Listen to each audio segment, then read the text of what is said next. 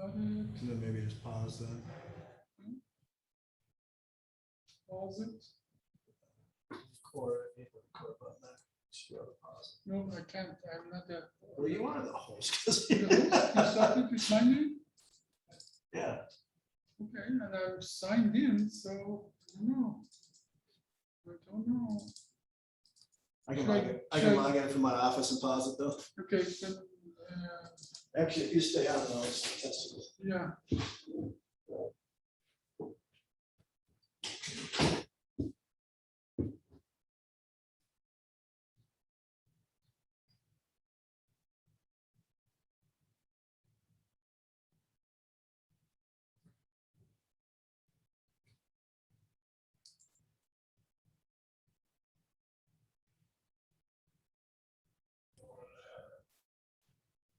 The second in command, like an Yeah, offshoot of our services of physical excellent, therapy. Excellent. Yeah. Well, I'm doing, if I speak some lingo that is not familiar to you, we are small enough of a group that let's make it a conversation rather than a monologue.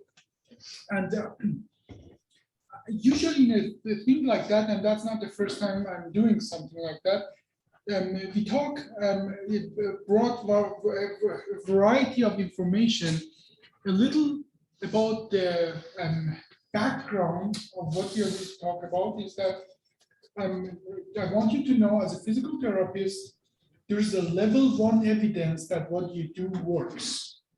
Level 1 meaning that randomized trial studies that prove that what you do has a positive impact on what patients' outcome is. Whereas there's only level 3 and 4 evidence that what I do as a surgeon works. Doesn't mean what I don't do it doesn't work, but it just means that there's so kudos to you guys because what you do, we know it works, and you're keeping lots of people away from me. Now, and which is a good thing. You want to stay away from a surgeon because by definition, the way a surgeon helps people, cutting them open, and there's lots of problems with that. Surgery is one of those things that there is truly no free lunch. If you do surgery, there's always a side effect, the consequences from that. And first, talk about many of the things we do in my work and your work is for pain. And that makes sense. Most of the time, if you don't have pain, you don't go to seek somebody. And as a matter of fact, that's what the pain is. So many times I start this presentation to talk a little about the nature of pain. And for that reason, I want to take just 5 minutes. There's another presentation that I give. It's a big conversation about pain, pain management, and so on. I just want to have an introduction about what pain is before we go about the treatment and what the background of the pain is. And so let me just open that. But before even we start, let's start with, what do you think what pain is? What do I think? Yeah, what do you think what pain is? I think the Lord just wanted to torture us, right? So we don't feel good all the time. Right. What is pain? Yeah, that you're uncomfortable. Right? Yeah, There's an area that has maybe ache. yeah, that's true. No, it is. Now, what do you think what pain is? You see, I'm going in a direction from. All women. No. Yeah. What do you think what pain is? Discomfort, like same thing she said. Yeah, but why do we have pain? Something's wrong. Something is wrong. Yeah, it's same direction. It's a feedback that something is wrong. Good information. It is a information. It's a sensory. Okay, but we human, we take it to the next level. For us, 90% of the pain is not the sensory. What else is pain? So what do you think for we humans? What is that? Emotional. Emotional response to the pain. That is for 90% of what we human. Now, pain is across the whole living. A tree has pain. If you injure a tree, there is an information, there's a reaction to that. As a matter of fact, when you ever eat hot pepper, it actually gets released. Why do you laugh? I'm You not- love I'm hot not- pepper? If you had a hot pepper right here, right now, you'd find out. No, the way you produce a hot pepper, if you injure the plants, they produce these chemicals that repels the insects. That's what it is. That most of the spices are a repellent that is a reaction to injury. One cell organism react to injury. Multi-cell organism, animals react to injury. But and it is emotion. It's not. For them, it's not emotional response. You know, your cow is not going to hate you because you branded them. But for us human, well, you're not agreeing with that. You do that. Do they come after you sometimes? But we human, we have taken it to the next level, and we 90% of what we consider pain in human is not the pain, the sensory, the feedback itself, but the emotional response to that. Let me show you something that I think it's crucial for you guys. Why did it take it away? Where is my presentation? Shared, inspired, spine. Are you keeping track of what you're doing? Good. Because we are recording it. We are going to put it online, and then we will share it with you if you leave your name and email address behind. So you can go and watch all of this again. So presentation. So where is the rest of my presentation? Mike? Down on the bottom, the red on your bar. Oh, PowerPoint red, no, down on the very bottom. next No, I to think he's saying it within the folder, though, you should have. Yeah, that's sure. Go inspired spine presentation. the Okay. one's open. So the rest is gone. Where was it? It was just there before. Did I delete it all, or did you delete it? I didn't touch it. Okay. Boy, it was Oh, all Lord. there. No, don't. Where is it? They were all there. Okay. The CME2. I'm looking for the CME2. No, this is CME2. I'm looking for CME1. So I apologize, guys. It just was there a minute before, and now I don't find it. And that's sort of, Is there more under the PowerPoint? Yeah, we had CME2 there. Yeah. that was CME2, but I'm looking for CME1.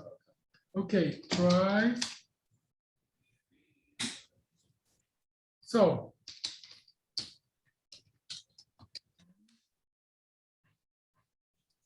Shared drive, inspired spine. This is driving me nuts.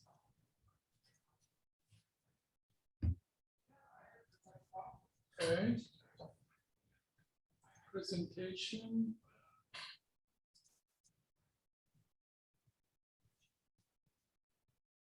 Okay, CME. Where is nature of pain? Here, nature of pain. Got it. Download. Okay, here we go. So pain generally is a signal, a feedback that something is wrong and deal with it. And it's a protective. And let me open this whenever this opens that. And I want to show you a few slides about the nature of the pain. And when you understand that, many of the things we are going to hear, nature of the pain. Okay, let's open it up. Okay. Now, you would never doubt that you need to treat that, right? What, did this happen to you? No, seriously, none of us would ever, doubt that somebody who comes with that need a treatment, and we wouldn't, just think about it twice to treat that. Now, what about this? How many you want to share that? Yo, you haven't shared that yet? Jesus, that's too much for me. Okay, share screen. Okay, screen. Okay, so let's go back. Now, we go back to that. So what about if you see that? All of a sudden, you're a little more distant, right? The first one, you would treat that no matter what. You would just stop what you're doing. You would treat that. But this one, you're a little reserved. But then if you see that, then all of a sudden you have a different feeling, right? So you still would treat that. You would take it seriously because you are convinced that this would cause physical harm, horrible pain, and you would put all your energy of treating that. What about this now? And you don't know what to do with that because you're not trained to understand what somebody like that feel like. What about if I told you this would feel the same kind of pain than that broken bone? But let's talk about that. What is the sensory of this? The periosteum, the skin over the bone, is very sensitive. The bone itself has no sensory input. And let's talk about here. Let's talk about the regular bone, and spine by proxy is no different than a regular bone. Okay. The bone itself has no sensory input. What's very painful is the small skin of membrane of tissue over the bone, which is called periosteum. It's extremely pain sensitive. That is when you injure it, when you break it, when you put something, stress on it, it swells up. And if you break your bone, literally what happens, the periosteum swells up. First of all, it causes you pain, feedback, so you don't move it. And then it creates this skin that the soft tissue, it grows from one part of the broken bone to the other, then produces what we call the callus, or some tissue that first becomes soft tissue, then cartilage-like material, then turns into bone and heals it. And your body wants to hold it, wants you to hold it still while it's healing. All of that makes sense, right? Anybody have a broken bone here? The broken bone. You know how it feels. Yeah, you have a broken bone. And that process is extremely painful to motion because your body wants to hold it still. Again, now, every time two pieces of bone without cartilage hit each other, it irritates the periosteum around it and causes extreme pain. Let's go to that picture here. And here it makes sense. Here, practically, there's no different here. Now imagine you have multiple broken posts in your broken piece of bone in your back, and the bone is literally grinding the bone, and the periosteum gets very irritated. And this is the kind of pain people have, like a broken bone, when they have something like that. Now, but many of these people as well, you may see that they are not in as much pain. What would be what do you think would be the mechanism of somebody like that? So natural state is that somebody like that has a pain like a broken bone, but some people don't.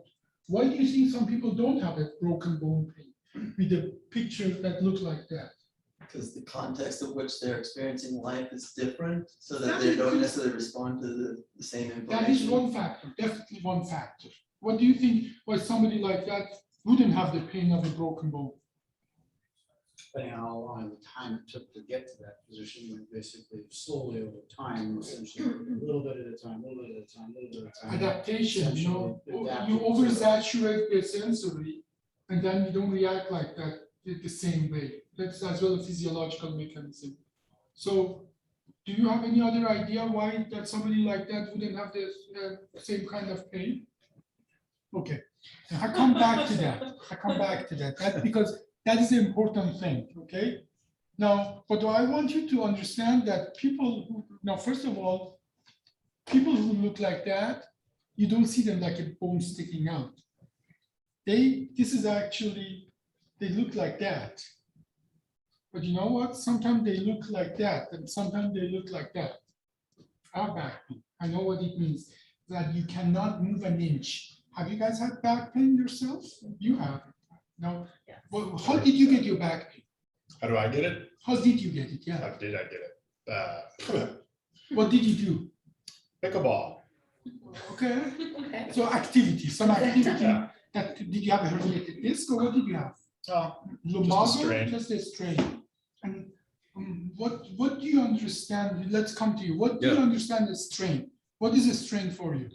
Strain means kind of That's a- non-specific back pain. That's a layperson's word, yeah. right? Strain is a layperson word. Yeah. It's not really a very specifically medical term, right? Right. So what do you consider a strain? I would say just like the uncomfortable pulling of a muscle. Muscle or any other tissue. So let's talk about that, okay? Let's talk a little about terminology. We talked about the periosteum is extremely painful, and then around each joint, there's a capsule. That capsule is as well extremely painful. And then there are tendons that connect the muscle to, obviously, to a bone. The tendon itself is very painful, and the muscle themselves, they have pain receptors.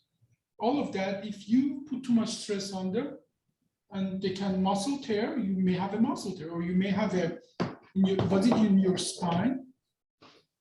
The pain that you had. Sure. No, but you had it, right? Mhm. The pain you had, was it in your spine or was it going down the legs? Oh, no, it was in the spine. It was in the back. spine. Yeah. It just was in the back. 90% of the time in a situation like that, the capsule around the facets, these are the facets, you know, where one, a spine, as you see, they connect to each other in three places. One is the disc, and then you have two facets in the back, all the way top to bottom here. And the facet is like any other joint, has a cartilaginous layer, and then around that there is a joint.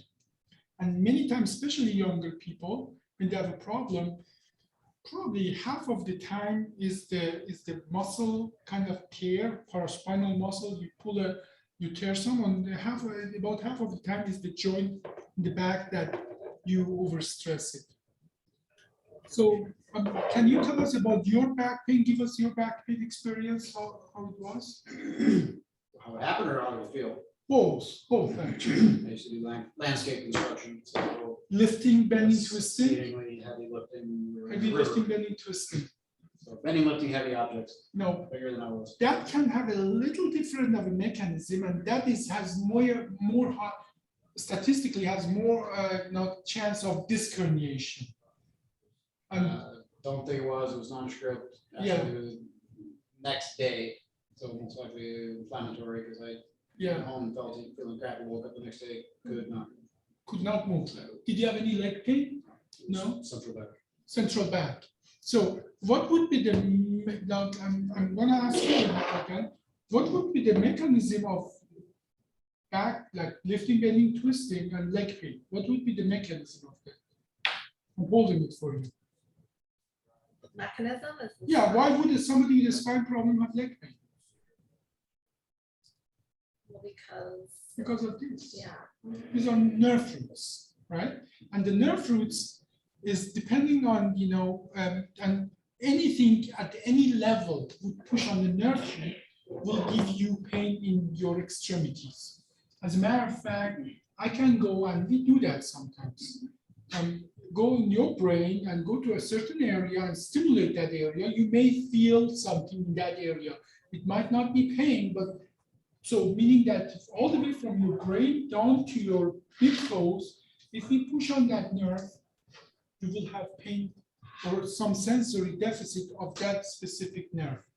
And about 90% of the time, what we call radiculopathy, and we call it radiculopathy because these are the nerve roots, radicular nerve roots, can be pushed by the mechanism in the narrowest place they are encountering, which is the foramen, right here.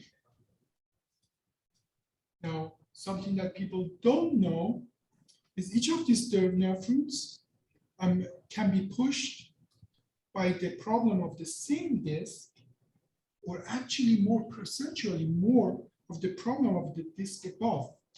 Because if you look at this nerve root, they come just below what we call pedicle. But to get there, they have to pass from the disc above in an area, we call it lateral recess. And I can show you some picture there. So if you have you guys learned that, identify the dermatomes, right? Do you? And now let's talk about the L5 dermatome, L5 nerve root. which is by definition in the lumbar spine is coming below the same number vertebrae. The cervical spine, the nerve roots come what? Above the same number of vertebrae. Why is that? I'm going to ask you. You know probably the answer to that. Why is it in the cervical spine the nerve root comes above the same level, same number of vertebrae? And here you are. We have an extra. We just I don't know why they did that, but we have a C8. Okay, where is C8? Where is C8? Below C7 and That's very good. Now, where is my upper extremity? like C8, like in here, sometimes. Yes. There. As a matter of fact, this is just we learned it in the school that 6. You see the 6? Yeah. 7, but that's not only 7. Actually, half of this is 7 too. So I have to just do this or half of this like this. But then this side and the small, and then part of it is C8, and then T8 is actually going here. And then we have the sensory levels, nipples are 5, and then belly button is what? 10, yeah. And where does that L1, 2, 3 starts? Do you know? Where do they start? L1, 2, 3, 4, 5 to the top of the foot, big toe, big heel. L5 and S1 is side of the foot and the heel. Did you ever wonder why is it that way? No? I wonder. Yeah, did you ever wonder why is it so funny, like, or what is your perianal area? What is it? 4. That's 2, 3, 4. 2 through 4? Is it? Wait, 2, 3, 4, right? No, well, let's talk about the S1. S1 is the foot, right? Yeah. But that perianal area is the S2 and S3. And S4 is almost inside of the sphincter, if there is one. So why is that? Never wondered about that? Because you were once quadrupeded and then your legs rotated and the nerves came out. You're actually very correct. That is very correct. Actually, I made a TikTok about it. You should watch it. I heard about these. If you're not subscribed right now. No, I heard about them. no, let me show it to you. No, Yeah. no, everything we do is anatomy. If you understand anatomy, you're so much further in life in everything. So, when you going to record it? We're gonna make it TikTok. Well, You we're guys are at gonna it. sing. Yeah. This is what happened. Okay, Okay, Not when you go to the bathroom. so, no, TikTok, Mike. Mike, do you want to, Mike, He's right-handed. TikTok. So do it from there. no, on. no, Mike, He- Mike, he will be can you do in a the- TikTok for him on his phone? I want you to I've never listen to done a that. TikTok. No, don't TikTok, just record it. Just record, Just record it, okay, so, record him. You wanna be on that side. okay. That's right-handed. Embryology, okay, we are doing lots of excursions, but I think these are the things that make you understand and keep information. It's not about information. All of us are one cell at some times, right? Then we become a numerous cell, and there's a name for that. Eventually, that lots of cell becomes layers of cells. Endoderm, ectoderm, mesoderm. Inside, outside, in the middle. Latin, okay? So, and then eventually we become a tube. We are all like a worm. Like you were a worm, you were a worm, all of you were a worm at certain time in your life. And that worm looked like that, okay? Like a tube of tissue. And eventually, small little cell develop along here, just an accumulation of the cells there. Okay? I'm going to put a $5 here. Who tells me what the name of that cells are? Now, don't look anything up. But here, $5 for somebody who tells what's the name of those cells are. Oh, I don't have $5. So okay, but then you can still get $5. Okay, it's called Notochord. Okay, The notochord has a property that it start giving signals how we should develop, how we should be.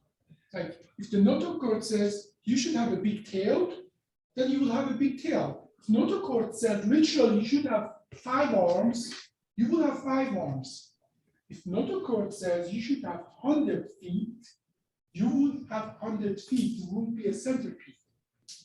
That is how far it goes. Okay. Now the notochord starts with cranial segment, bottom segment, and middle segment. The cranial segment, it tells them to have gills, it tells them to have this and that. In human, it tells them to have inner ears and those little bones. Literally, if you take a notochord from here, and you have done that, put it here, they will have an ear here. You take this here that says have a leg, and put that here, that whatever it is will have a leg here. I don't understand completely how it goes, but that notochord literally organizes our body. And in the head, we have cranial nerves. Have you guys heard of that? 1 through 12. And then there are a few other ones that they make our inner ear or throat and so on and so forth. And then we have 7 cervical, 12 thoracic, 5 lumbar, and 5 to indefinite sacral plus coccygeal.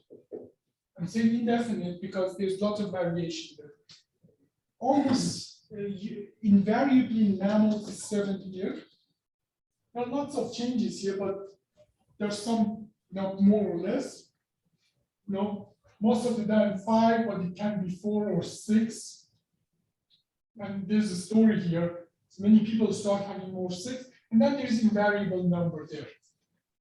So the reason it starts with L1, 2, 3, 4, 5, and 6 is imagine the way our body rotates. Literally, imagine, now you cannot see me here. Can everybody see me? This is what my professor did for me, so I didn't ever forget about that. Imagine our segments are me doing here.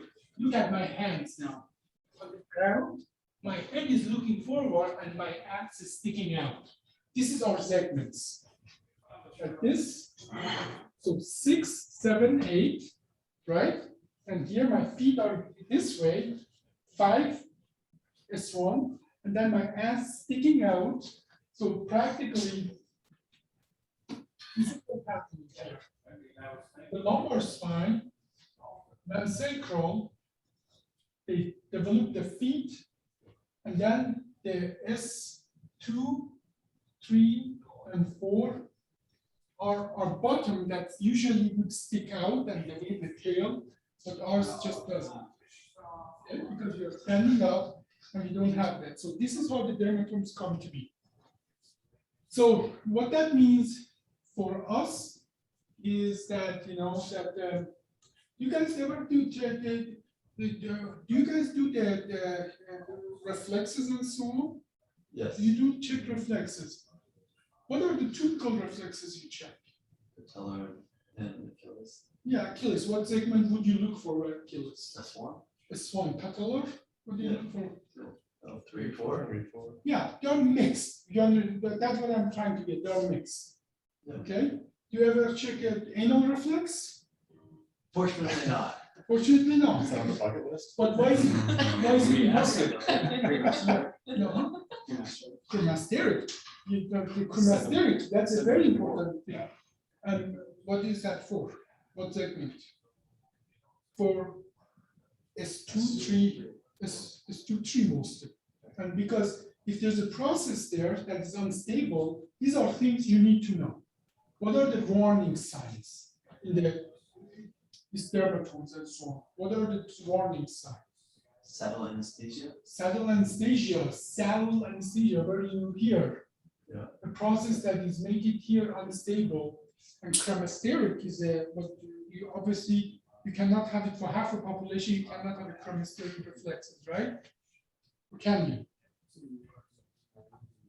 Huh? I don't check it enough. Okay.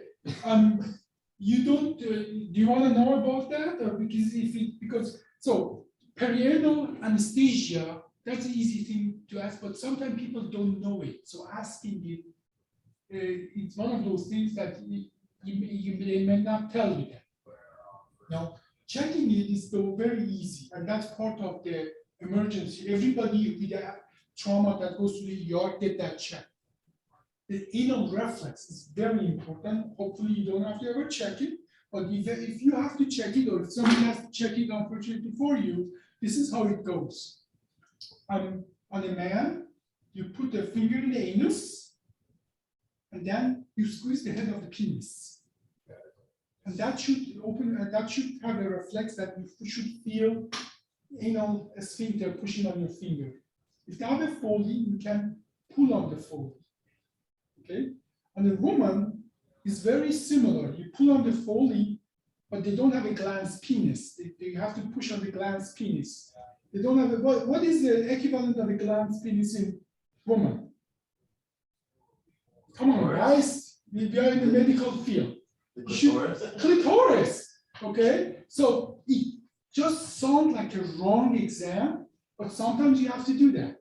Okay? So this is how it is checked, and it's a very bad sign. If you don't have that, then and people cannot fake it. How do I know that? Because I used to be the only neurosurgeon for the entire prison hospital in Texas, and I would get lots of people who would be anywhere else but the prison, so they would fake lots of things, but this you cannot fake. Okay?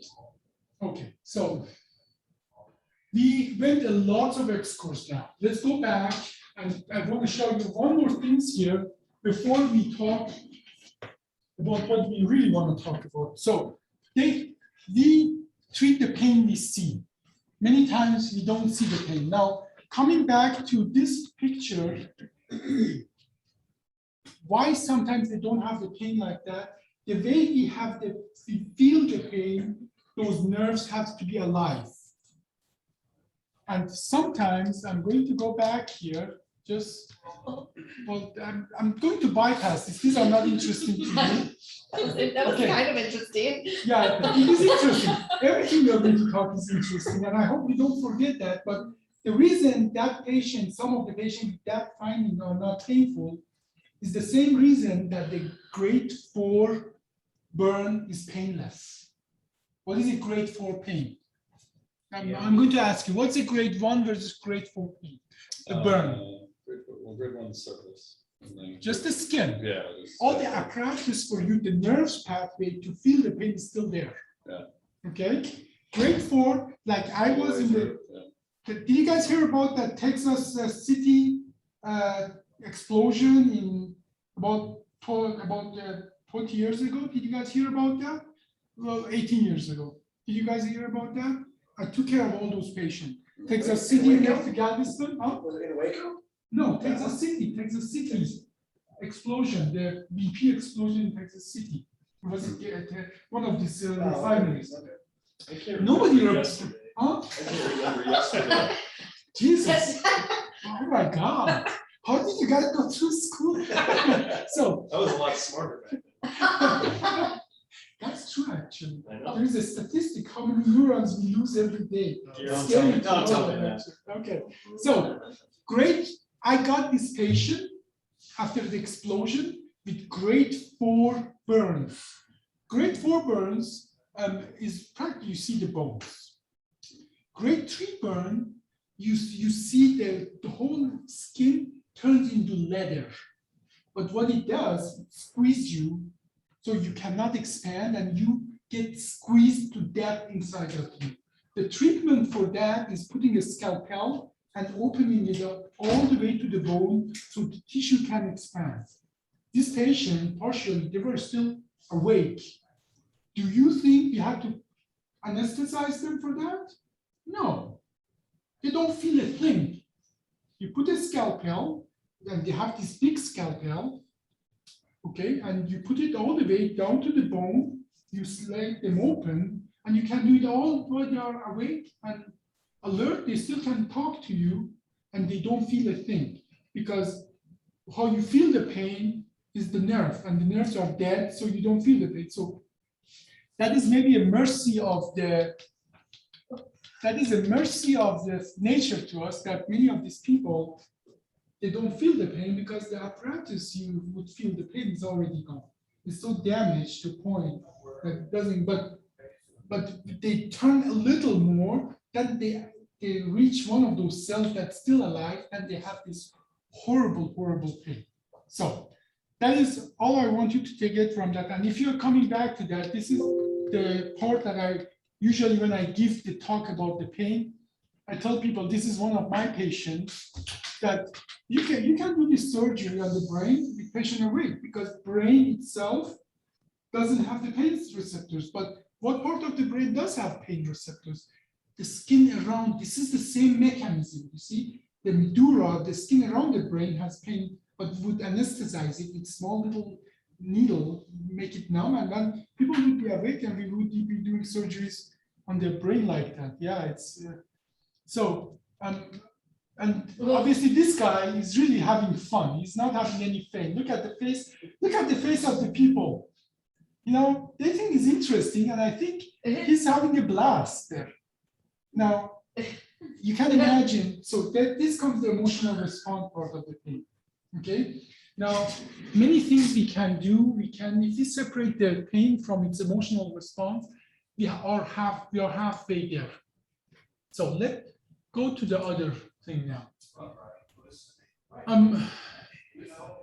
Obviously, we all always complain that how pain sensitive some people are, right? Like you get patients who deal with the pain better than the others, and all of us, we love patients who are not that pain sensitive, who have a broken bone and give you a smile. You can work more with them, and because pain shuts you down.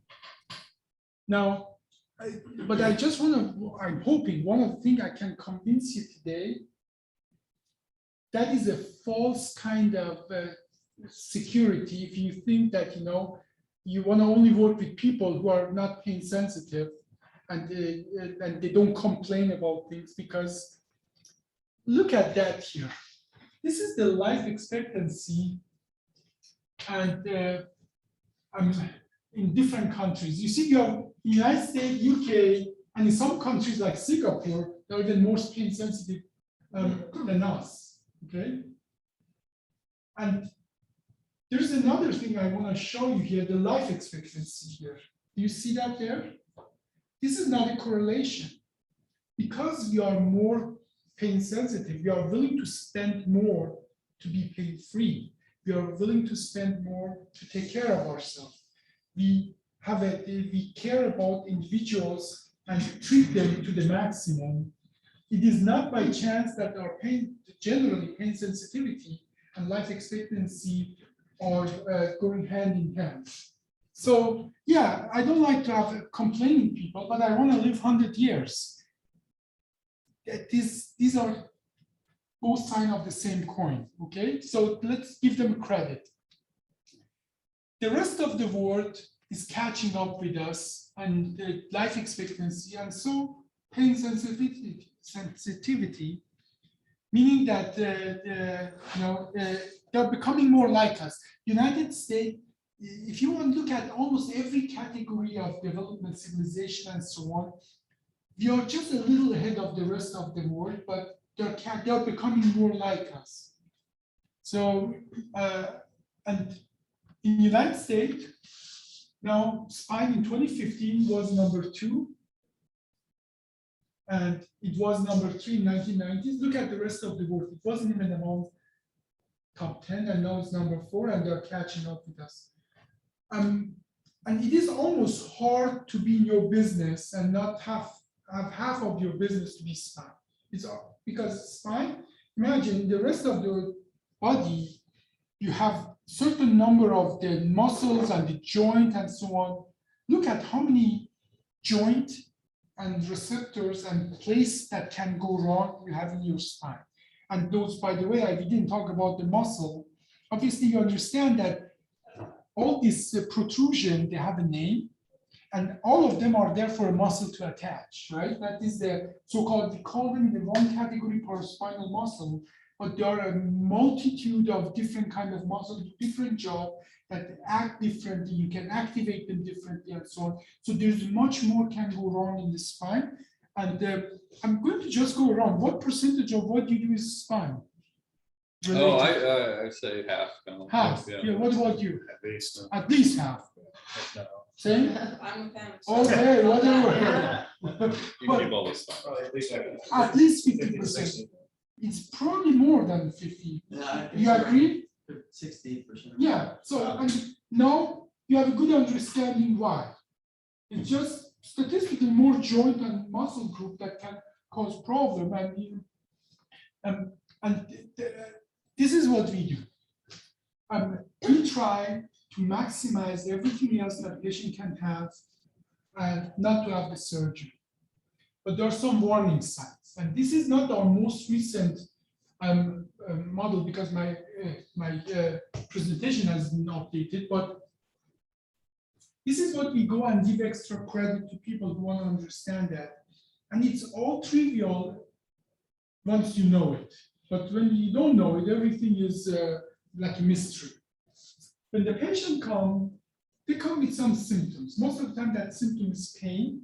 Sometimes that symptom is something else. But if there is a neurological deficit, that is already a red flag. So if somebody comes who could move his quadriceps a week ago, yeah, that's progressive deficit. And now all of a sudden he cannot use that. If it happens within 48 hours, you should have one red flag. Now, if that progressive deficit that you could feel the leg, but now it cannot, certain area, dermatoma and so on, it goes to more detail, then we give the credit for that. If it's acute weakness, it's a second red flag. If that acute deficit is not sensory but weakness, already 2 red flags. And then if it is incontinent, that's the 3rd red flag. If you have 3 points here, you have to collaborate on my side, on your side, red flag, red flag, red flag, go see somebody within 24 hours.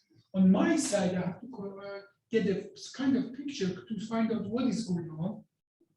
And if it has been collaborated with some finding on that side, patient falls in the middle, goes to surgery and so on and so forth. You don't need to know that part, but you don't need to know what those red flags are, how to identify them, and how not to work with them once you have those red flags, just pass it to somebody else. Now, why does now we talked about the incontinence. You remember we talked about the bottom part, that the Lariche syndrome or called Aquinas syndrome and so on. Why is incontinence a red flag? Let's start with you. What do you think? Why incontinence is a red flag, but I don't feel my toes is not a red flag? I have no idea. What do you think? Why is incontinence red flag and I cannot feel my toe, big toes is not a red flag? Well, it's both of them can be progressive. Like yesterday I could feel my big toe, but now I cannot feel it. Nothing happened. I don't know what happened. And if you tell me that, I say, okay, whatever. What else is going on? But if you tell me yesterday you More put central than probably. it is part of it is first of all, big toe or whatever they are multi-segmental. Whereas incontinence is practically very limited to the S2, S3 area in the terminal, and anything terminal can be permanent, can turn into in a short period of time. Have you ever slept on your arm and you wake up and the arm is, you don't feel it? Yeah. Right? How long do you need to lay on your arm before it goes numb? If you lay on a nerve, if you put actual pressure on an actual nerve, it goes numb within minutes. And if that goes longer than few hours, it can have physiological changes. And if it continues within 8 hours, you can have a permanent deficit forever. And one of the reasons is that just from statistics, we know those the incontinence, if it's based on the S2, S3 compression, can turn into a permanent problem, permanent damage. And secondly, if I still can have a good life if I don't feel my big toe. But if I cannot control my excrement and I'm incontinent, that has a huge impact on people's life. So these are the two reasons why it is there. But even above that, it comes acute weakness. Why is it muscle weakness more important than sensory weakness? You see, the sensory weakness comes all the way down here. And this is having collaborated with lots of experts and so on. We put it together with lots of experts. Why is sensory not as important as, it's important, but not as weakness? Let's start with, do you have an idea? No? No. No? What do you think? The degree of the compression. Very The outer portion of the perfect. nerve is more sensitive, but further it gets into the compression, deeper you get. So- Muscle and tendon. Okay. Or reflex. Have you guys did you guys have, like a biology classes and so on? Have you seen alpha motor neuron? Have you seen what they look like? They're thick and they're protected. For some reason, nature wanted to protect them more than anything else. So by the time you start having effect of your alpha motor neuron that control your muscles, they go out, the pressure, the compression, damage is becoming really serious. Like you may not care if somebody steals $5 from you, but if somebody comes and occupies your house, you get very involved in that. This is what it is. That's the very important thing. Nature wants to protect. Once that goes out, that is so it's in the highest, one of the highest level. Okay, so, but this is what we give extra credit to people to understand how to work that algorithm at different level. What would be on the other side, and as well give people understanding about what would we do about it. Okay, so if you're interested, sign up to give this talks and credit about what we call the Inspired Spine Multidimensional Protocol. So this is a disc. This is like a tire of a car. It behaves like a tire of a car. You don't roll on it, but it separates two bones against each other. And by doing that, it keeps all these little holes here open.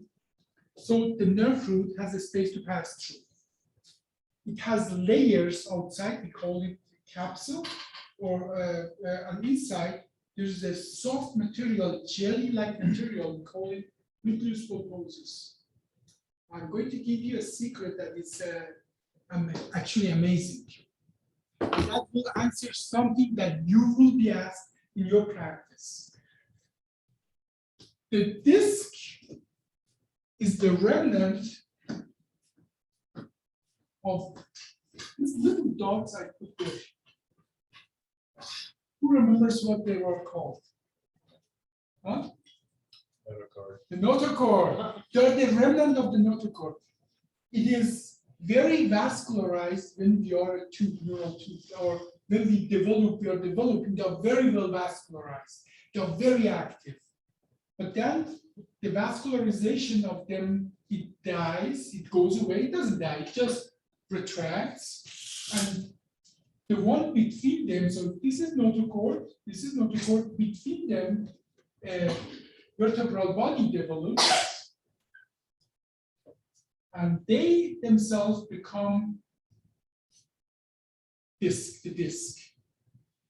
Now, I'm going to give you two tips here. Many times you will see in it, you sometimes read the radiology reports. Okay, so have you heard the word hemangioma, or there is another word that skip my mind, that they see a hole here and so on. These are the remnant of the vascularization of the notochord and the vertebral body that have retracted. They're physiologic, no problem there. Now, the disc itself has no vascular supply. Agree? And how do I know that? Because I take it a lot out, it's always white. It's white as it can be. If it had vascular supply, it wouldn't be white, right? It would be red. So the whitest thing, there are few tissue in our body that have almost no vascular supply. This is one of them. And the other things are in our vitreous fluid in our eye and so on. There are some other things and so on, and they don't have any vascular supply. So first of all, this is the remnant of the notochord. It doesn't have vascular supply. Now, anybody has asked you about the stem cell treatment for the disc? Have you guys been asked about that? Yeah. No? You have been? Who asked you? What did they have? What did they want to know about that? Let me answer that for you. What did they want to know about it? Yeah, did somebody ask you about what Yeah, is the if- stem if it cell would- and If it would heal their disc, it would let it regrow back to what it was back when they were 25 instead of 80. so what did you answer? Probably not. Okay, for you to have a good disc, you should need to have a notochord. Only notochord can develop a normal disc. That is how it goes. Going from two bones next to each other, just some fibrotic tissue, putting a stem cell there in an area, that has no vascular supply, what's going to happen to those cells that I put in? It will die. They'll die. There's no vascular supply, no path and mechanism to get from those cells, and they have to be specifically notochord cells. There are 7 group of stem cells that have been deemed to be not dangerous to use. Only 2 of them are approved in the United States. None of them has shown to do anything whatsoever at all. So you got your answer about the stem cell treatment and so on. And that's why insurances don't pay for that. They're not done. Okay, so can stem cell treatment has the effect somewhere else? I don't know, maybe. But I can tell you it doesn't have any effect here. None that we can measure or see or has proven in any ways. Okay, so you got one answer there. So remember notochord.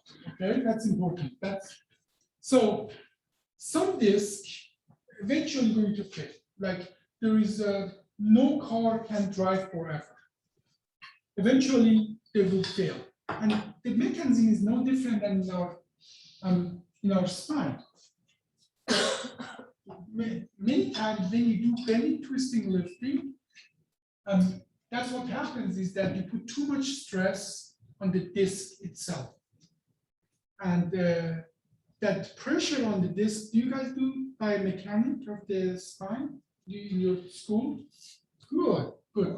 Now you say a lot, but I'm going to quiz you a little about that. Okay. What is the, let's say I am not, but let's say I'm 75 kilogram. So what is the pressure on my L5S1? No, let's start with the L3-4 disc. What is the pressure on my L3-4 disc? Standing, just standing. What's your weight? 75 kilogram. I said, imagine I'm a normal Standing 75. upright. Huh? Standing upright. Standing upright, yeah. So, okay, let's take this here. We are going to take this and show it like this. Go a little, and this is what you guys breathe. Okay, you guys have to teach me about it. Okay, here. This is me, I'm standing, and in a real person is obviously a little like that, right? Correct? A little, yeah. I think it's like that, but you don't agree? I mean, no, that's Okay, fine. Some so- part of those Okay, are- why did I choose 3-4? Why did I use 3-4? This is the most horizontal disc in our body, in the lumbar spine, okay? So, what do you think was the pressure on that? I really don't know the Okay. exact percentage. So usually about 2/3 of our body weight is above. Okay. So about 75, because you can divide it by 3, no, about 50 kilogram. And from that 50 kilogram, about 80% of the weight goes through the vertebral body, about 20% goes through the back. So 40 kilogram. 40 kilogram, let's say Newton, it's 9.8, but we just say 10 to round it up. So about 400 Newton goes there. They have done those studies. You don't have to invent them. Okay. In the lower part here, because of the slope, that becomes not only the weight is get more, but it's actually the shear effect make it much, much worse, right? That makes sense to you that if you have a shear effect additional to the weight, the pressure is much down here. Now, does it make sense now that from all the spine pathologies, okay, what percent of the spine pathologies are in the 5S1 versus 4-5 versus 3-4? Any idea? You seem to know. Big percentage. Big percentage. That big percentage, can you give me a number? Anecdotal? Yeah. And no, 80% are in the bottom two. Okay. And 20% are the other three, the lower spine. So 20% up here, 80% down here. From this down here, from this 80% down here, is about, I would say probably 50% here, and 30% here, and then it becomes less and less when you go up. So vast majority of the, more than half of your pathologies in the lumbar spine is the 5S1. Does that make sense to you? Why now? Okay, now this is, we just talked about physiological load, nothing else, just physiological load. Now, again, I'm 75 kilogram, I bend forward. And this is something that makes sense when you do what I do, because I see the consequence of that on people I did surgery. Let's make it easy. I put screws here to hold this together. And that patient, 75 kilogram, bends forward, doesn't even lift up anything, just bends forward. What is the amount of the pressure that this 5S1 has to carry now? 80%, right? No, we said, let's say, let's go easy on you, okay? We said about 400 Newton, which is 40 kilogram, which is 80 pounds. When I'm just standing here, this is somewhere around, let's say 100 Newton, or I'm sorry, 100 kilogram or 1000 Newton in a regular situation and so on. And when I'm standing, because of the shear effect, let's say now I'm bending forward. How much? 100 kilogram when I'm standing up. How much when I'm bending forward? It's about 10. Good one. How does it come? 10. It is 10-fold. Why is it 10-fold? I mean, how does a 70 kilogram person produce a 1.5 metric, almost a ton of pressure in the 5S1? How do we do that? The fulcrum effect. Yeah. Crowbar. Imagine this is a crowbar. Okay, this is a crowbar. This is the long arm of the crowbar, and this here is the short arm of the crowbar. Okay, and now this 1 to 1.5 metric ton of pressure, and you start twisting. How do you get water out of a piece of clothing? You twist it, and then you get the water out of it because you produce so much internal pressure that it squeezes the water out. Same here. Now, if you don't just bend, you as well twist. Then the pressure goes to almost 2.5 metric ton of pressure, internal pressure there on weight. If we turn it into PSI, let's turn it into PSI. What is a PSI in most of our cars and tires? You know that? 35 to 40, about that's the usual pressure. Then there's a study, we put a needle in and we test these discs. How high do you think we test them? 120. We test the disc pressure, and the normal disc makes no, you put 120 PSI pressure there, 4 times more than in your car, and they just, in the normal disc, they just feel some pressure, a little pressure, but nothing else. How does a bad disc then react in a situation like that? As a matter of fact, I should show it to you. Oh, then you see the holes that then sometimes just one hole, sometimes you see 7 holes, sometimes it just gushes out. But eventually, if it cannot feel its pressure, you have this. And we don't call it Hamid Abbasi. What do we call that? What do we call that? That's what discrimination. Yeah, it's a disc herniation. What is the difference between a disc bulge and disc herniation? Sequestration of the nucleus. No, we come to sequestration. You are 2 steps ahead of me. What is the difference between the disc bulge and disc herniation? It's just how much it is. Yeah, if it just bulge, it's just a bulge, but this is not a bulge, this is a disc herniation. Now, when do we call it sequestration? What does sequester mean? When you sequester, when you don't behave and I sequester you from this team, what am I doing? I'm separating you from this team, right? If this piece doesn't have any connection to the rest of that, we call it sequestered disc, meaning that it was there so long, it just separated and so on. People get excited about that. Sequestered discs are meaningless because the problem with the disc herniation is not the disc herniation itself. That process never stops. Next time you move, you push a little more out. Once it stops, actually start getting better. So sequestered discs, they have better prognosis than herniated discs because that's separated. That meaning the capsule walled itself off. It doesn't push anything afterward. Now sometimes still they push on the nerve. You still have to go and then people, we neurosurgeon, we look like, we feel like heroes. Oh, I pulled a big sequester out. It's the easiest thing to do. You make a small hole, you open up the flavum, you identify, you pull it out, and everybody will slap for you. What a big piece of, a sequester you took out of there. It's meaningless. They have the best prognosis because your body deals with that. Okay. The problem is that if it's not walled off and you just keep pushing against that, it just keep putting more material out. That never stops. And that now, this, if you guys cannot help in many, this is the data. We have level 1 evidence. Somebody like this, I send them to you. More than 70% of them get better within 3-4 months. If I don't send them to you, they get better within 7 to 8 months. So you can have that time. Okay. So if they come to me, I can make a small hole and take that thing out. They get better within 1 month, few weeks. But what I do, I poke hole in people that has danger on its side. So if tolerated, it's better for you guys to fix that than for me.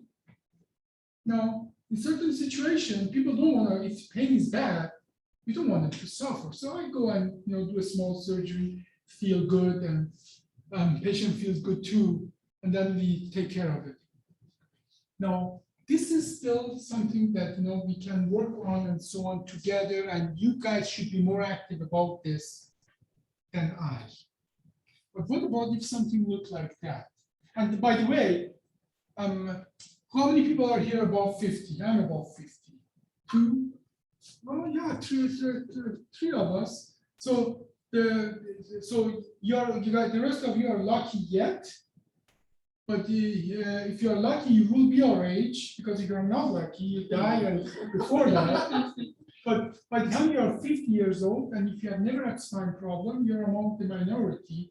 And by the time you're 70 years old, there's only 1 to 2% chance that you don't have spine problem. And no, it's a good news, because most of these people don't need me as a surgeon. You can, this is good for you. It's job security for you. I mean, it doesn't get you, no job becomes more secure in the civilized society than yours. But how many of you think you can patch that car or fix that tire down below? Eventually, some of those people will need me. Now, you remember we looked at that bone on bone things? If they're lucky, the bone does what it sometimes does, it grows together. We call that spontaneous ankylosis or autofusion. That happens about 3 to 5% of the time, that when the bone hits the bone in the vertebrae, they grow together. And unfortunately, sometimes they grow together in the collapse situation, and still patients still have radiculopathy. Then you have to go and open up the hole where the nerve is coming out. But many of those patients, they need my help. The solution for that, obviously, this is going to be another thing I'm going to tell you, and you are going to be asked about that. Because people just have more contact with you. For some reason, you guys seem to be personable, and they ask you a question about artificial disc. Have you guys been asked about artificial disc? So tell me, what did they ask you? And what did you answer? Yeah, I mean, usually the question comes out is like, what are they actually, what do they do? I've heard a bunch of things. I've heard about things they can replace, so the artificial discs, all that, there are other things. It makes sense, right? If the disc looks like that, why not put something like that? Ortho guys do it all the time. Why not spine surgeon do that more often? Huh? We do. But why not more often? As far as I know, the research and everything has shown that it's been sort of iffy as to So, whether it stays. I'm going to give you the numbers, statistic and the actual numbers.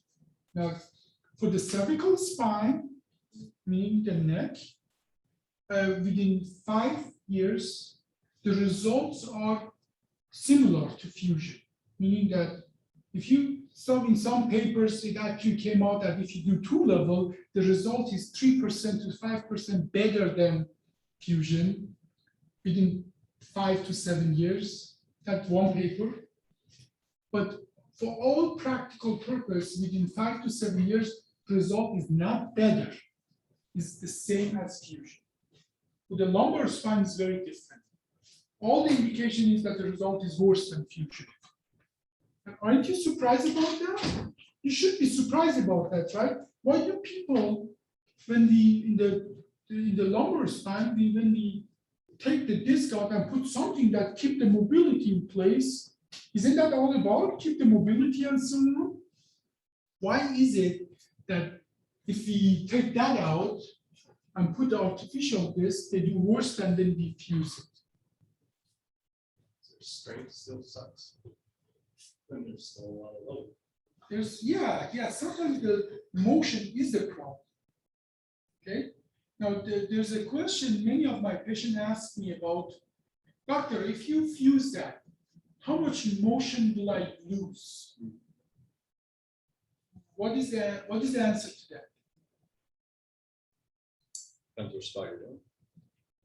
Yeah, okay, there's two, actually, I put a video about that as well on YouTube, not on TikTok, but I should do it on TikTok as well. It is an Olympic gymnastic that doing all those fantastic things, like with the ball, it's amazing. How she it pains me even think about that, but she has a ball that she goes somehow, I cannot imagine how, goes back and has the ball on the foot and then with the other hand goes and picks it up and so on. Have you seen that, those things? No, It's I actually know what amazing. you're talking about. Yeah, you know what I'm talking about. My answer to them is the only way you will notice any difference in your motion if you're Olympic gymnastic, then or high athletic, then you will notice a difference. If you're not a high athletic, even if I remove a normal disc, you won't notice any difference. By the way, if you are a very normal person with a normal disc, with a normal motion, you wouldn't come and see me. You would be doing something else. So by the time you're with me as my patient, you will notice actually improvement of motion, because right now every motion causes you pain to stop. Where I take the pain away, you can use the leftover of your motion, what's left. By the way, in my age, how much of my motion really coming from my spine versus my hips, right? Think about that a little. No, I'm not your age.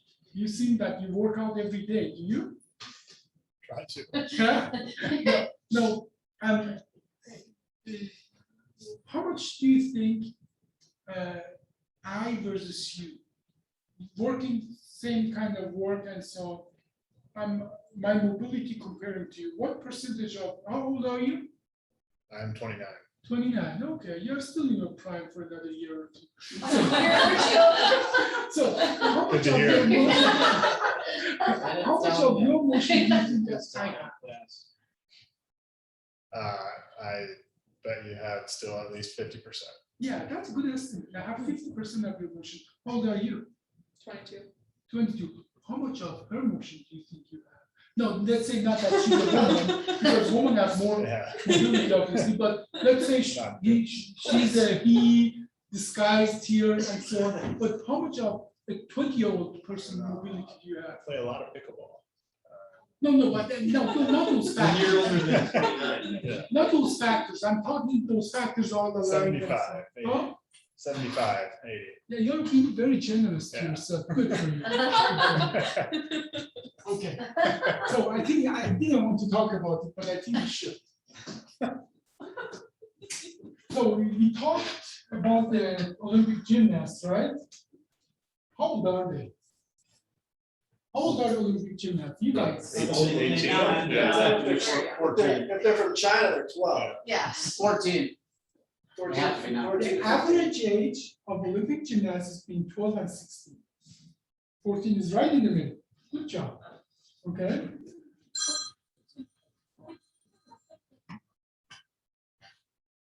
Okay, now I'm going to do even better than that. I didn't want to show you that, but okay, you get the picture here. Okay, I'm just going to stop on this one. Not going to tell you how great we are in fixing that by not injuring all the muscles and so on. That we don't cut. I'm just going to go over all of that and not tell you how we are not going to cut all those muscles and we go through the layers and so on. You're not interested in that. How I make that surgery to a 1.5 centimeter or half-inch tube and so on.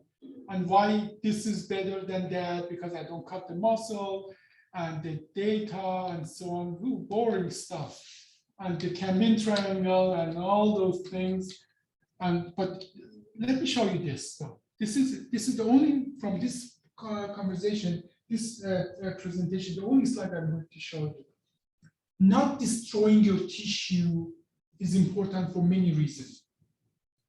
Obviously, every time you destroy the tissue, you're causing a damage, you cause bleeding, you have to stop the bleeding. We literally cook the tissue to stop the bleeding, and we turn muscle into dead scar tissue. And one slide, I'm going to show you what that means to have scars rather than muscle. But we do not do chicken soup with chicken shit. We surgeon, we get the patient from you, we cut their entire, we destroy the entire paraspinal muscle and send them back to you to build them up. Build up what? There's nothing really left there except scar tissue. That takes a lot of time to do that for us, to cut, cause bleeding, stop the bleeding, and then cook the tissue and then move forward and so on. Every time you hear about spine surgery, they are talking about this curve here. And this is the BMI versus the time under the surgery. Every kind of complication or associated with the surgery correlate with the time under the surgery. One of the other slides is that I can send you the references. Every additional 30 minutes under anesthesia and surgery adds 17% to the combined risk of the surgery. The math works the way that if you put all the surgeries below 2 hours in one group, all the surgeries above 2 hours in a different group, surgeries below 2 hours have half of the complication and damage, like even death, heart attack, pneumonia, and so on and so forth. So time of the surgery goes up, complication goes up. And it makes sense that this, when the BMI gets higher, you have to work with more tissue, and you cause more damage, you take more time. Every time you hear the word minimally invasive spine surgery, they're talking about MIS, TLIF, and that is this curve here. And you see at the BMI of 37, even that is more dangerous than open surgery. So if one of your family want to get a minimal invasive spine surgery and BMI is 40, the data says that is more dangerous than open surgery. Don't get it, get open surgery. It's not good, but it's better. But by us doing that surgery to a tube that is a little thicker than that, now look at what that curve looks like. Because we don't cut the muscle, that is the point. If you put a tube in, it doesn't matter if you put it through 4 inches of fat or 10 inches of fat. You do the same surgery by not needing to cut that thing. So that is a, you should, if you're going to take a picture of that. It's published. It's peer-reviewed, published. But this is the thing you should get a picture of. You're sending this to us. I'm going to give you the link to all of that, but this is worth remembering, okay? Now, let me show you, not going to do all of that. Nope, not that. No. Okay, let's stop here. I want to show you conclude just 5 minutes. Do you guys have 5 minutes still? I'm going to conclude it in 5 minutes. It's something I wanted to draw there, but I have a better presentation for that. If this, let me open it though. Let's see here. Where are we? Eye structure, who we are. I think that's the one. What the patient needs to know. Okay, yeah, let's do that. Now, let's see. Let's download it first. Just everywhere you go, something pops off. Okay, yeah. Huh. And no, I'm a computer guy. I still hate that. Okay, here we go. Freezing every 19 seconds.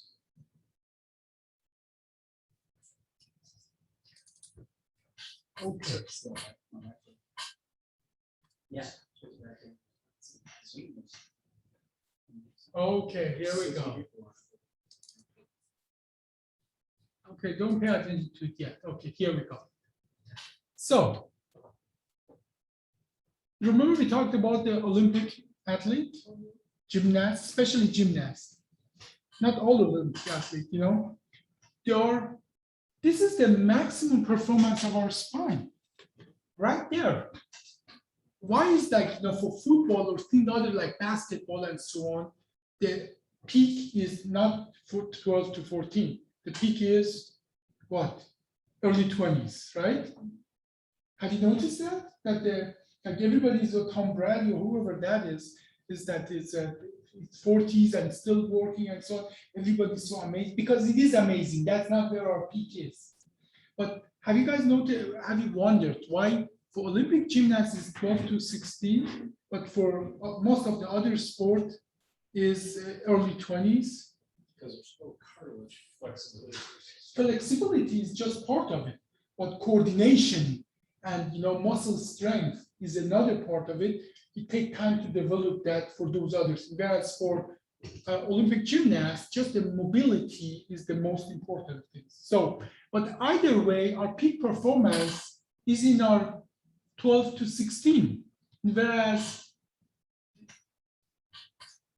the level that we need help or we don't need help is so much lower than that. You know, like many of our bodily function, you have to lose so much before you notice even anything, and you need to lose so much more before some process start. And most of the people perform even the good indication is it's even lower than 25%, down to 15, 17%.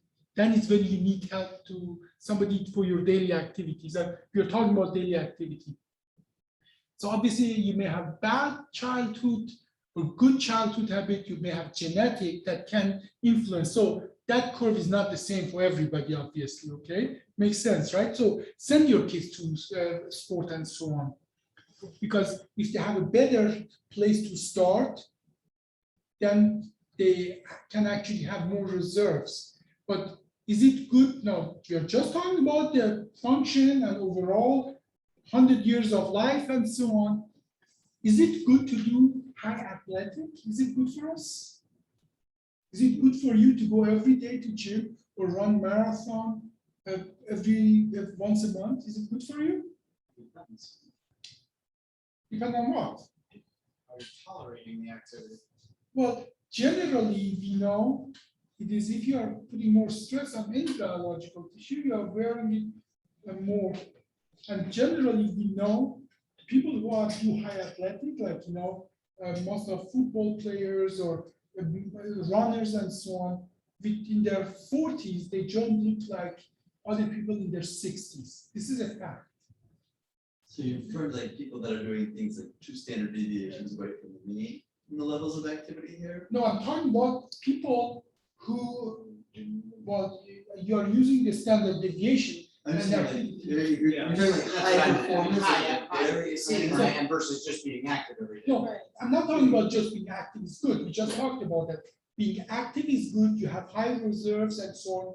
But if you want your son or daughter to compete in Olympic, or even at the state level, kind of, what you need to be able to compete at that level, you're destroying their joints and spine, and everything goes with that. That's what I'm saying. For them to go and play, this is good. But to be able to break a record, you're going to break a lot of other things on the way to do that. Okay? So now let's come back to that. Obviously, as well, when you are older, they can have good life habit, and like I have really bad life habit. I think I have no time for any activities, so I'm on this graph. Okay, and this is a reality for many of us. Now, what you do and what we do is to move that curve from this to that, and you don't have to have a disease to have that. This is something that I think every person once a year should see one of you. I think we should write a petition for that, for preventive kind of things. It is so trivial, so easy, so understandably easy once you know it, to push that curve up there. You have good indication for that. Like even lifting techniques, like posture techniques and so on. You know what I'm talking about. So I'm very surprised, and it probably will come that it'll become a kind of preventive things that once a year, they just come and see you like for dental checkup or something. That would be a very good thing. There's good indication that that should happen. And that is our goal as well, okay? And but let's talk about now spinal disease. This is what it does to them. They fall fast and they become like, they cannot do basic things, they become dependent. And many times in this group of patients with the spinal disease, they decline, and we tell them, we surgeons, we know they need something. We tell them, you're too young. There's not a week I don't hear you're too big, you're too old, you cannot do that. Go live with it. They don't go and live with it, they go and die with it. If you are 75 years old, none of us are here, but do you have family who are 75 years old? If you're, this is the definition of elderly today. When I was in med school, the definition of elderly was actually 70. Now, this is good for us as society, we have pushed it up. But if you're 75-year-old and you're diagnosed with cancer, you live longer than if you're 75-year-old and you're non-ambulatory. The prognosis is, your prognosis is worse as a non-ambulatory elderly than if you're diagnosed with cancer. Okay, know that, that's important. So these people that we don't help, they don't go and live with the pain. They go and die with the pain, or if they get the surgery, finally, they have lost most of their body muscle capacity by the time, and if they haven't lost it already, we cut them open and we destroy them. So meaning that they never catch up to their potential. They stay always dependent. That is what we have to work on. See, I cannot make any 75-year-old to perform at your level or your level. And that's not my goal. And sometimes people come and ask for that. I cannot do that, but I can keep them independent as long as possible. And that should be as well your goal. So if I'm understanding correctly, you're saying there's a cut point where there's a good time frame to do back surgery, and then there's a time that's potentially too late to do back surgery. No, there's never too late. Nobody should be in pain. But there is a cut point. If you can catch up with your age group, with that, yes, this is, you understand it partially right.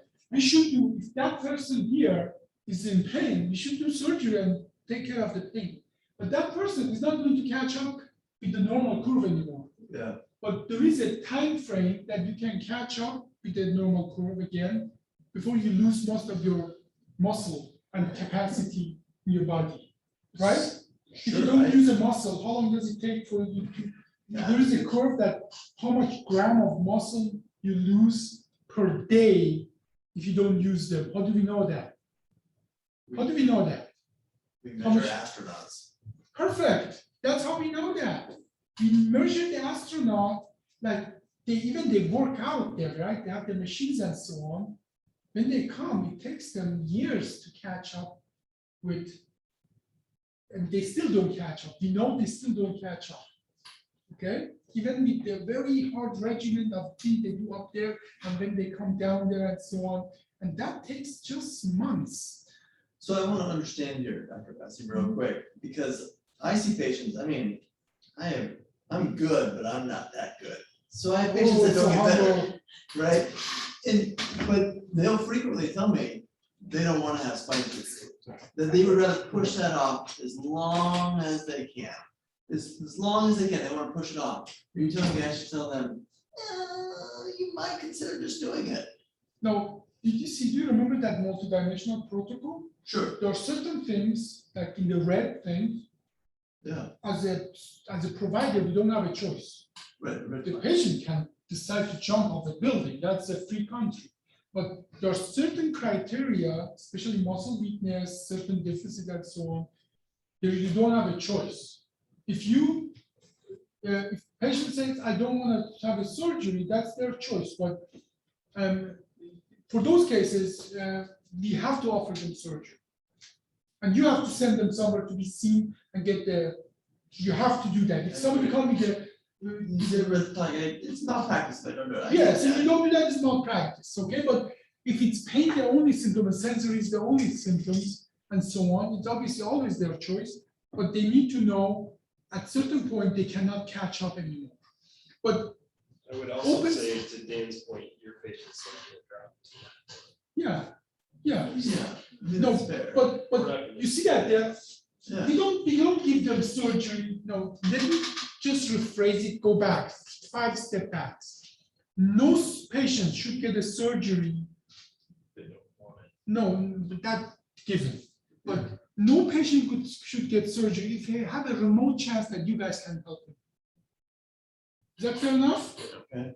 If there's a remote chance that you guys can help that patient, should not get a surgery. How long does that process take to figure out that?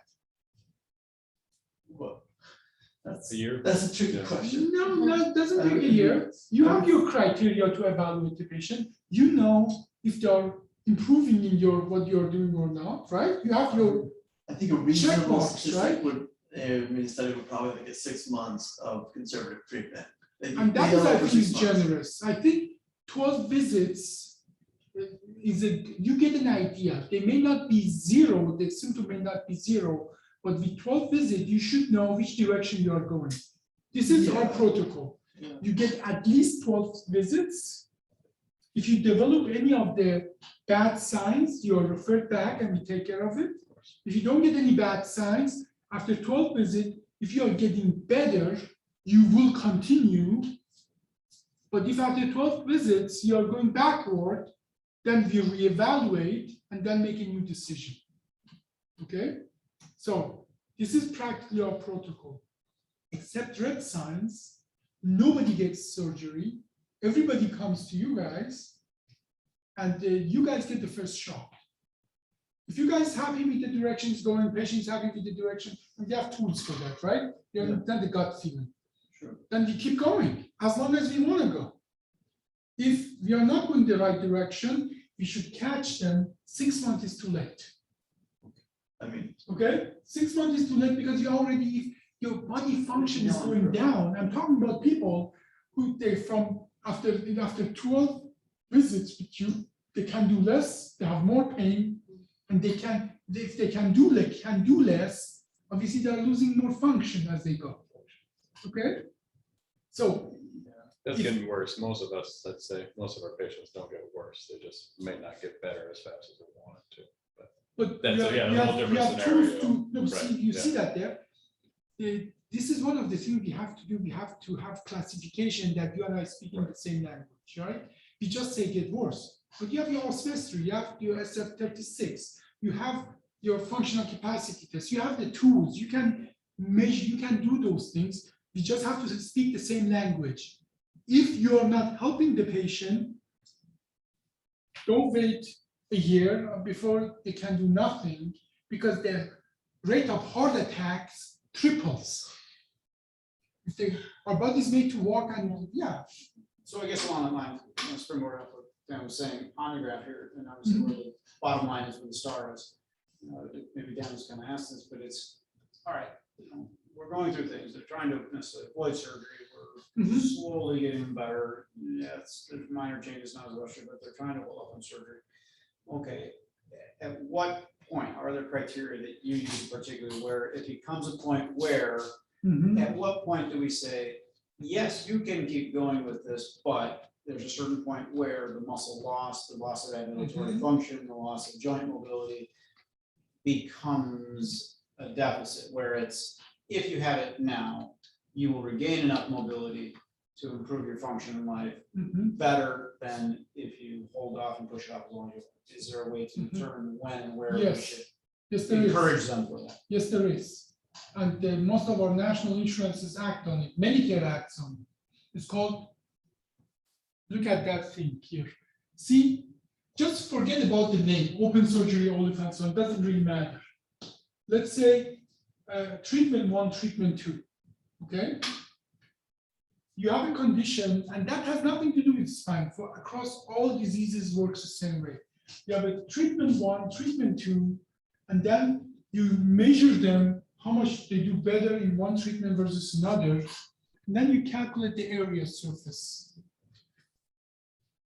$5 will tell me what that area is called, because that's a name. There's a value, dollar value to that in the United States of America. We have to have a dollar.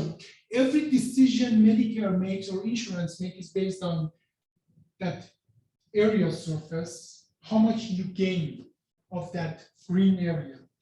You know what that is called? Quality. Nobody wants to earn $5 here. So it's called quality of life gain per dollar. And in the United States, the quality is worth $94,000. Meaning that if you can give truly a good quality of life, that people go to work and generate the taxes and contribute, and other people don't have to take care of them, it's worth $94,000. Okay?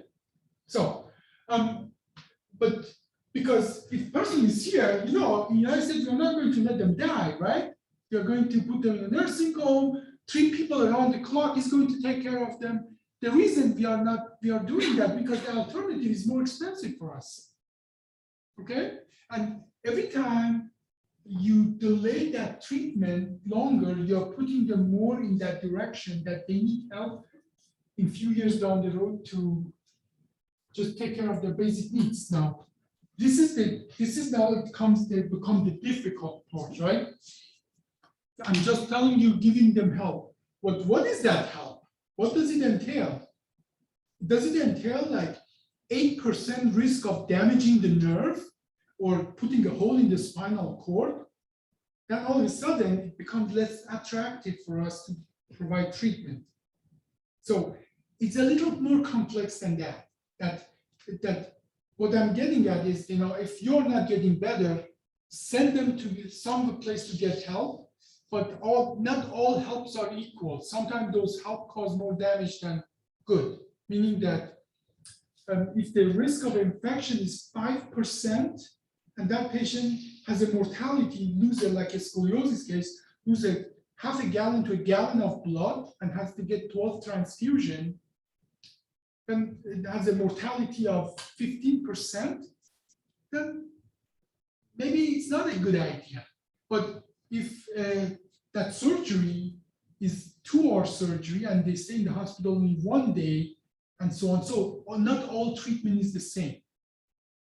So, but I don't believe that's a decision you can make because you're not trained to do, what surgery is better than the other.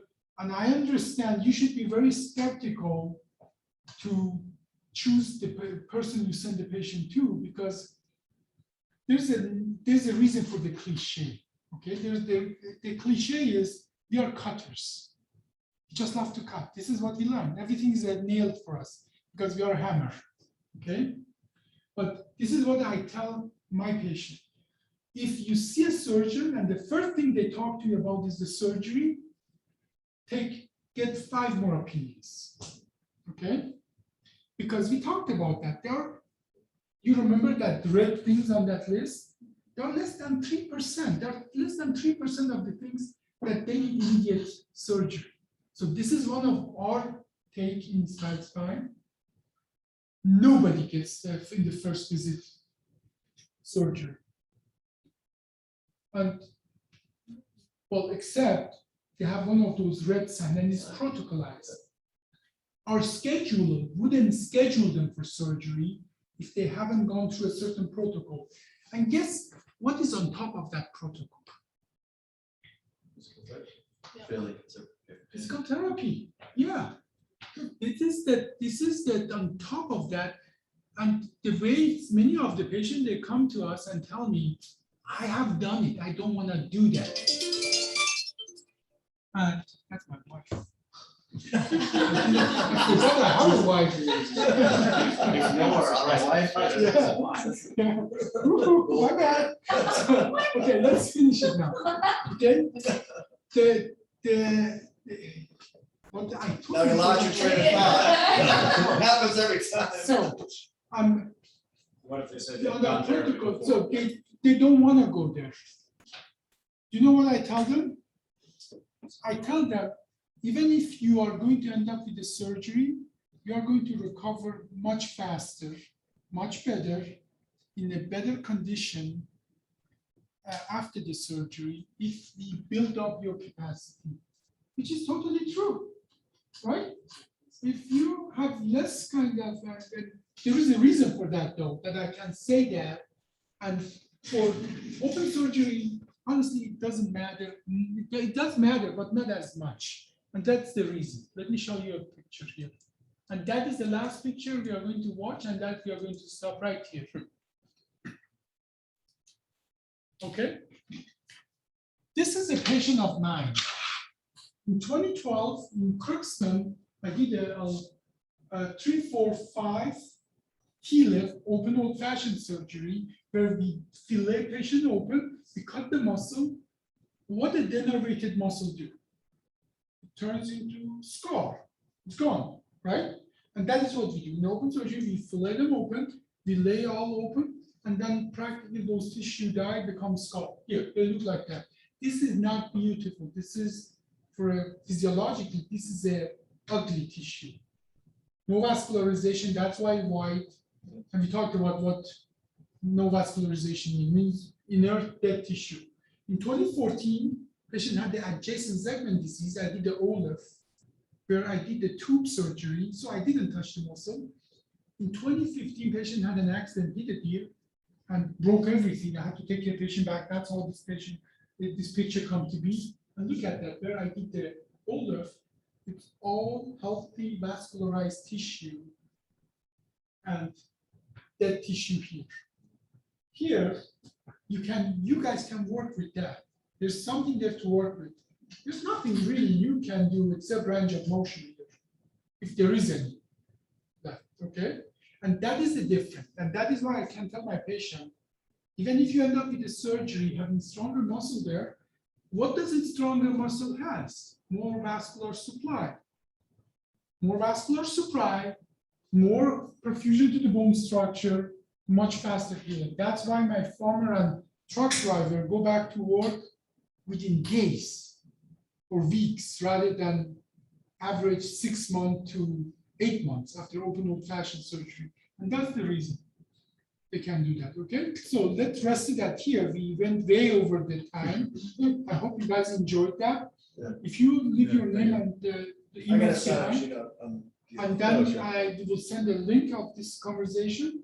We send you guys the certificate of attendance. We have actually started a university. It's called Avicenna Tech.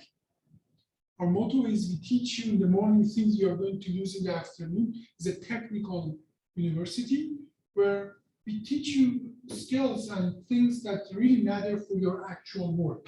And I hope that you guys picked up a few things today that is help you for your work. For that tomorrow, if somebody asks you, Should I stem get cells, stencils in my desk? Yes.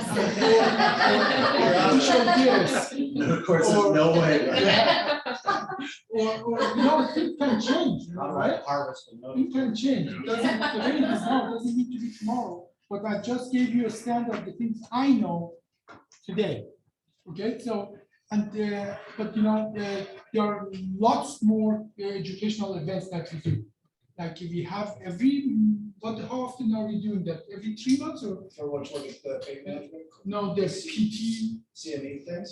No, Once a quarter. once a quarter. Like we have a big group of physical therapists that come with us and we discuss actual cases. Okay, like they're difficult, obviously difficult cases. Nobody want to discuss easy cases. And we have other things we talk about, like multidimensional protocol, physical exam, how to read the radiology pictures, not the reports.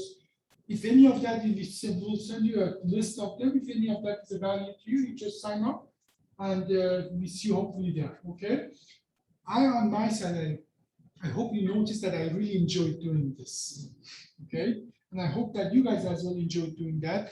And now I have to listen to my wife for half an hour why I'm late to take them for dinner. Question, Yeah. do you have a preference on type of therapy? No, see, Good idea. most of the time, what I care about is things that reduce the stress on the spine, right? We talked about, you know, like spending twisting, lot of things about daily technique of the daily activity of daily living. And the technique of bending, twisting, lifting has to be, and on top of that, obviously, the paraspinal muscle strengthening of the muscle, especially multifidus muscle. That is has huge value on what I do. On top of that, is obviously posture is a very big deal. As you notice that if somebody, and our indication, you know what degree of the lordosis or other things that can make the thing go back much faster. So posture, strengthening of paraspinal muscle, and I include in paraspinal muscle, I don't call them, but iliopsoas, obviously gluteal, and for the lower extremity and trapezius and so on. You guys know more about that than I do. And then the rest of it is actually it's up to you. If it makes them feel reflect, you guys are big good in reflex therapy. The way I understand that helps them to have a good dynamic of the spine. I don't understand much about it, but I would say we can have a high impact on the bone stress or pressure. no, the goal, Mechanical rotation. yeah. So, No, the goal I think on my side is to reduce the mechanical stress. Yep. And on your side, I think you can add to make them do activities without the pain, because you know that pain is a signal, feedback. If you're reducing the pain, you're just helping the biology deal with whatever stressor is easier without causing damage, right? That is, so pain is a good tool in our hand to measure what we are doing. Now, again, I'm sure you guys do much more than it has immediate impact on night practice, meaning paraspinal muscle, posture, daily activity, and so on. And I think you guys, we are a big group of surgeons. I think you guys should come and teach us what you guys do. I was gonna say you should come to us. I should. You should. I It'd should. be awesome. Love to. Yeah, let's do it. Let's set it up. Let's set it up. Okay. We Thank appreciate you, your okay, time. hey, thank you so much, okay? Thank you for It your was a time. big Appreciate pleasure, it. as usual. Thank you for coming. Thank you. Yeah, go Thank you, work. Dr. Bundy. Yeah, you guys have a great evening, okay? Likewise. Okay, bye-bye. Yes, don't touch me. No, she's going to yell at my ears. Or down your neck. This is me. Okay, well, you should get together. You should definitely get together, okay? Okay, thank you. Okay. Hey, again, what do you else? What do you say? Sollen wir uns direkt bei den Station treffen? Ja, okay. Okay, wir lassen uns da in,